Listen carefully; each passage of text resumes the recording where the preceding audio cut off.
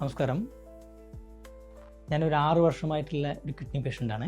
ശ്വാസമുട്ടൽ, കാലിൽ വേദന, നെഞ്ചിൽ വേദന എല്ലാം ഉണ്ടാവാറുണ്ടായിരുന്നു. അങ്ങനെ ഞാൻ ബ്ലഡ് ടെസ്റ്റ് ചെയ്ത് നോക്കിയപ്പോൾ എൻ്റെ ക്രിയാറ്റിൻ ലെവൽ 12ലേക്കാണ് നിൽക്കുന്നത്. ഞാൻ രാജേഷ് സാറെ കാണുകയും സാറിൻ്റെ നേതൃത്വത്തിൽ കഴുകി ഇസ്റ്റുല ചെയ്തു വെക്കുകയും ഡയാലിസിസ് സ്റ്റാർട്ട് ചെയ്യുകയും ചെയ്തു.